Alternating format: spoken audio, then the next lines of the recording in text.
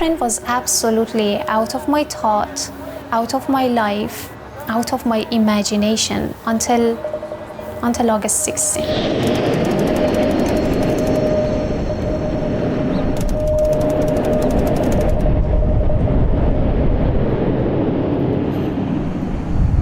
My name is Fatema Hosseini. I'm 28 and I am from Afghanistan. I was born in Bamiyan, where is the central place in Afghanistan. It's a central province in Afghanistan. And because of the war that happened in 1994, my parents migrated to Iran. So I was raised there. And when I was 10 years old, my parents returned to Afghanistan.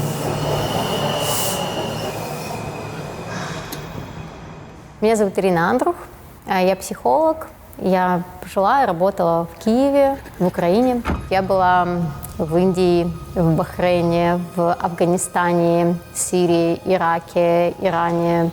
Одной из задач моих было это проведение переговоров с террористами для того, чтобы совершался обмен пленными, для того, чтобы мы могли забрать тела погибших. Я видела войну в других странах, да. Сложно самым незащищенным. Те, кто не был подготовлен никогда к тому, что у людей не будет воды, еды, крова над головой, всего самого необходимого. It was during a fine day. I woke up, I got ready, I went for my job. Around 1 p.m. that we heard the president fled the country. And the Taliban are entering Kabul. I decided to get back home. It was too late for me because the Taliban were already in the city and they were riding police rangers cars and they were fully armed. But again, luckily, I was not stopped. Though they saw me like with my dress and everyone was looking at me crazily because there was not even a single woman. I mean, there were women, but they were already covered. The first thing that happened was my mom hugging me and slowly telling me in my ears that your dress is short. And that was the moment that, okay, I realized I lost my freedom. To be honest, I wasn't even thinking of myself. I was thinking of my father because he served the army for almost 12 years. And when I saw the video, it was like around thousands of people waiting to cross the border illegally to go to Pakistan. It was like it was so bad, it was so scary and horrible. When I saw my mom with that little baby, with my sister, I don't know, I did not have the guts or I did not have the bravery to tell my mom that, okay, this is the situation and you have to cross the border, no matter what. Because I was working with USA Today as a freelancer, one of the colleagues, he texted me from UK saying that, Fatema, are you safe? What should I do for you? He said, listen, are you able to leave the country without your family? It was a very tough decision for me because, you know, when you have this supportive family and the time comes that you have either the chance to save your life or all of you will be in danger, what would you choose? But at the same time, there was this, I don't know, there was this feeling coming to me that, okay, you have to leave, you have to be in a safe place in order to save your family. If you're in danger, your family will be in danger too, right? I heard about Fatema when a reporter friend of mine called me up and said, hey, we have a journalist stuck in Afghanistan. And I had already been thinking of ways, how do we get people out of Afghanistan? Because another friend of mine, Jessica Serafin, she and I would run with Afghan women athletes for their protection when we were deployed out there with the Navy. And sadly, the Taliban went to one of the athletes' houses, beat them up, took their running sneakers, and then graffitied their house. And so we were thinking, how do we extract and protect our Afghan allies? У меня был звонок, человека, с которым я познакомилась в 2019 году. Мы вместе проходили обучение в школе НАТО. Он говорит, у меня друг застрял в Афганистане, девушка, журналист, она находится в большой опасности. Я говорю, хорошо, сбрось мне паспортные данные этой девочки, сбрось мне ее номер телефона, и я подумаю, как мы можем помочь, потому что я знала, что Украина уже организовывала эвакуационный рейс. В моей жизни есть очень много прекрасных, потрясающих, добрых и отзывчивых людей. Один из таких – это генерал Кирилл Богданов. Точно так же я ему отправила все данные, и мы начали общение. Я ей написала, меня зовут Ирина, я хочу помочь тебе эвакуироваться из Афганистана, просто следуй тем инструкциям, которые я тебе дам. And I was like, okay, should I go to Ukraine? Like, where is Ukraine? I knew it was somewhere in Europe, but I did not know where. And one of the Ukrainian army, he called me saying that I should get to the airport by 5:30 a.m. in the morning. And he told me that I have only 3 hours. So we prepped Fatema ahead of time to make sure that she was hiding the documents in the appropriate places, making sure she had multiple cell phones, ensuring that there was a male driver with her to as far as we could get, right? I was having my mom's hijab. It was my backpack, and I had 3 layers of clothes, and the weather was so hot. I kept sweating, and I forgot to get a water bottle with me. Она меня разбудила в 3 часа ночи, по-моему, потому что она начинала выезжать уже. Мы были с ней на связи все это время, то есть каждый ее шаг, каждая минута. У меня огромная длинная переписка была вот всего этого процесса. My brother and brother-in-law, they were carrying my suitcase, and I had to walk quick. I lost them. The place was really crowded. I don't know how many gates the airport has, but I had this specific gate that the Ukrainian force told me, once you reach behind the gate, just text me, I'm gonna come out and get you. I was like, okay. I passed the first checkpoint, and the Taliban who were like controlling people, he swore if I would be going back and he would see me, he would kill me. So he swore in front of public. The second checkpoint, so one of the Taliban commanders trying to, he ordered people to sit down, and because it was so crowded and I was literally pushing people to get aside so that I could go forward, I did not know that commander is having a lash with him. The moment that I pushed the women aside, he ripped the women in behind me, and his shoulders, the skin was gone. The flash was visible. I received this text message from the Ukrainian army force saying that come to this gate, not to the gate where we told you earlier. And I had only 30 minutes. Наверное, на тот момент я поступила немного цинично, я не стала ее успокаивать, я сказала, у тебя есть 30 минут, самолет будет улетать. Все. Вот либо ты успеешь, либо нет. То есть ее это в какой-то момент подогрело очень сильно, она понимала, что это ее последний шанс. Хотя самолет еще должен был стоять около 6 часов. So I started asking people, is there any way to get out of this place? Because I was pushing and I was trying to get to the gate. One of the Taliban members started firing next to my ears, and I could see the bullets falling next to women. And I saw the woman's arm, do we say disjoint from her body? She could not pick her arm because it was stabbed by so many people. The moment we decided to go back home, the Ukrainian army force called me. He only said 2 sentences. Fatema, I bribed this Taliban to come out to take you. Where are you? That's it. That's it. He ended the call. I wanted to say I'm leaving. He ended the call. We kind of set up a command center at a hotel in Washington, D.C., as well as at our own houses, because this was 24/7 work. It was an emotional roller coaster of hey, yes, we're almost there, but then at the last minute something would block us. And then everyone else with the USA Today team is on the edge of their seat too. So it was extremely stressful, but at the same time, I mean, her courage in this endeavor was very inspiring. I mean, she didn't give up. And I received phone calls from a stranger. I was like, I'm here. He said, raise your hand so that I can find you. He found me and I was like, you're not the Taliban. I mean, the Taliban could be easily identified. He said, not really. I am a Ukrainian. I'm an Afghan Ukrainian. I'm here to get to the airport and this person called me saying that to have you with us.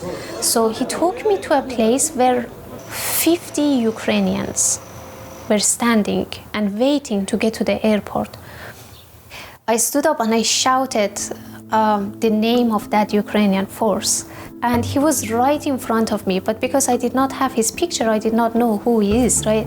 And he said, Fatema. I was like, yeah, it's me, come. And then he sent another force to pick me and then take me to the other side. So it was a very huge plane. It was a military plane, and it was my first time getting to the military plane. So there was no safety belt, there was nothing. The moment that I fall asleep, I literally did not wake up till the morning because I was so tired. When the plane left Kabul, when we were out of Kabul, I literally had a relief breath. I took my relief breath and I was like, I'm out. Они прилетели, по-моему, через день в 5 утра в аэропорту Борисполь. Я ее встретила. And I saw this girl coming to me. She said, hey, I'm Iryna. Like, I was so happy, but you know, the feeling of me, it was completely drained. I could not express my feelings. I knew that I am happy, I knew that I am safe, but I could not express it. So I was like, okay. She said, I'm Iryna. I was like, okay. Я ее встретила и сразу забрала к себе домой. У меня даже не было вариантов, что кто-то ей должен найти жилье, кто-то должен о ней побеспокоиться. В Украине она знала одного человека, это была я. Фатема покушала, приняла душ и все. И она проспала практически до следующего дня. Мы ее вечером увидели совсем чуть-чуть, выпили с ней вместе чай, и она опять пошла спать, созвонилась с родителями. The apartment had 2 rooms, and it was like one for her parents, one for her. But she gave me her room, and she herself was sleeping in the kitchen. So there was a sofa, and she was sleeping there. I met her mom. She's so beautiful, and it just gives you the feeling that you're at home. Она ко мне подходит и говорит, I don't speak English.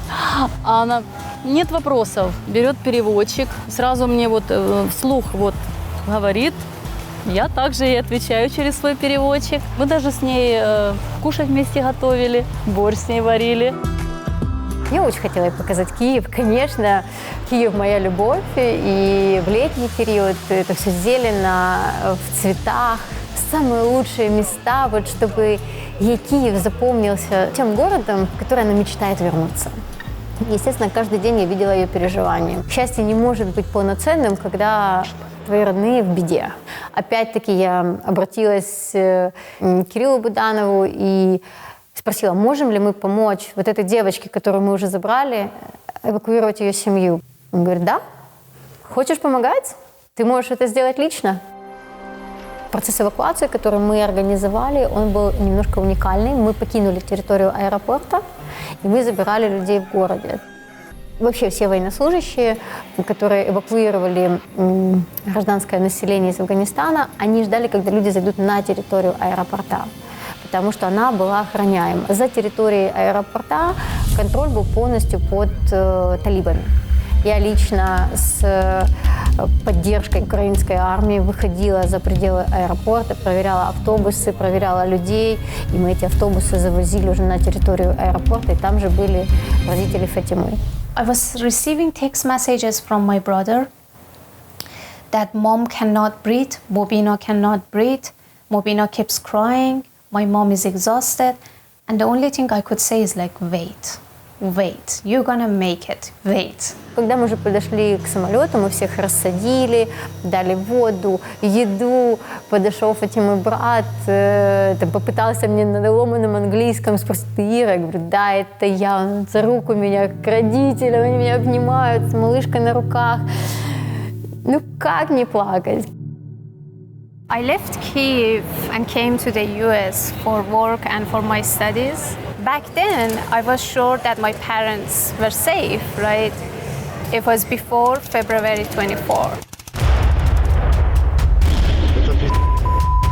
Мною принято решение о проведении специальной военной операции. Мне позвонила Фатима в слезах: Ира, что происходит?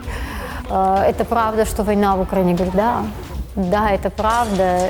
И я до сих пор жду, что либо кто-то скажет, что это неправда, либо мы проснемся. Но не бывает так. Ну, не бывает так, чтобы... Ну как? Ну как? За что? I woke up and I read the news that I think the war already happened and the Russians started attacking. My mother, I think she sent my brother and my father to the grocery shop. There was just one grocery shop near her house, and once they got back home, my mom said that the war happened. I knew how was this situation, and I was trying to keep her calm because once she gets worried, I get worried, right? So I was like, I'm trying to find a way to book a cab, like for them to get out of Kyiv. My sister found a contact information of an American person. She is a retired Navy force in the US, and she had this entire team in Kyiv who were trying to evacuate people, taking them to western part of Ukraine. I texted her, and all she said was like, ask your parents to go to the railway, get a train, go to Westport, and then there my team is taking care of them to get out of Ukraine. And was like, the problem is I don't know how to take my parents to the railway because they are in the Russian side, and all the bridges, the ways going to that side is being destroyed, right? I have this Ukrainian friend, and I started texting him, take my parents to Lviv. He said that he could have taken his own parents to Lviv. I beg him. My parents do not know the language. No one is accepting to go to that home address to take them. He eventually accepted and then took them to the railway, and then from railway, they're supposed to go to Lviv. So once they were in Lviv, this journalist friend of mine, she got a car and directly helped my parents to pass the border to Poland. There were many people involved. Without them, I don't know how my parents would make it to safety. Для них это, конечно, ужас. Повторение такое, что они уже не знают, куда эвакуироваться, чтобы не было войны. Вообще вот все эти ситуации вот там с Афганистаном, с Украиной показали, насколько люди, не знающие друг друга, помогают друг другу, потому что беда. Да, мальчик мой хороший мальчик. Вы знаете, Господь воздал мне во 100 крат. Как бы я тогда немного помогла людям, и нашлись люди, которые помогли мне забрать моих родителей. Они жили в подвале, и когда уже мама заболела в подвале, простыла очень сильно, потому что февраль месяц, холодно, нам удалось организовать автомобиль для моих родителей, для того, чтобы их вывести из Киева вместе с собакой. Они приехали на границу Польши и Украины, я их там встретила.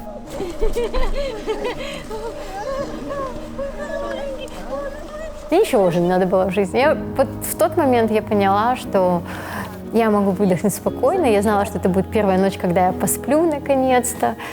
Я была счастлива. Я знаю, что такое счастье.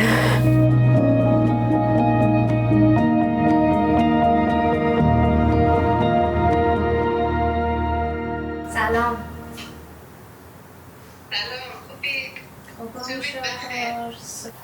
My parents survived the horrible war of Taliban, right? They survived the horrible war of Russia and Ukraine. They were in a strange country with a language that they did not understand, but they survived it.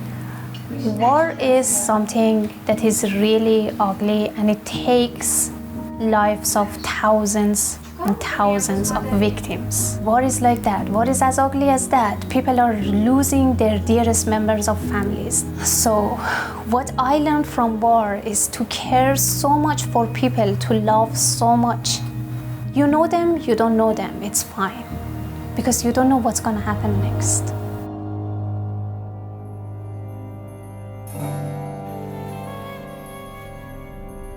If I come back to the country, maybe I can dig more. The country was almost drowning in corruption.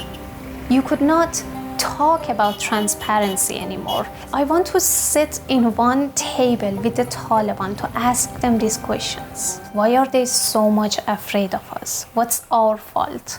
Why they always have this goal and this wish of us to be dead? Why they want to torture us?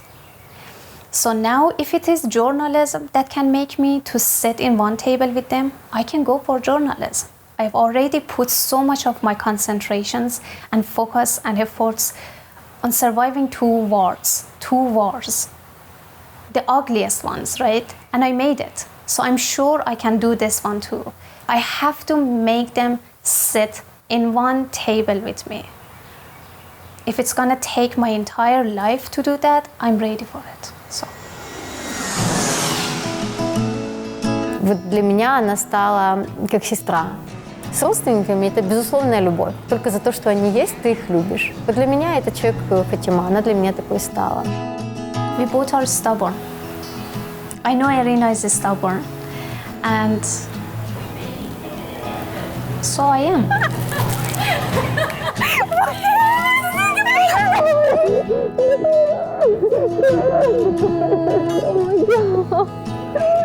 Finally. I know. One country, but haven't seen each other. I have something for you. Yeah, not so bad. Yeah. Thank you for flowers, by the way. I love flowers. Sorry. No, sorry. I love. You know, even one flower, I love that.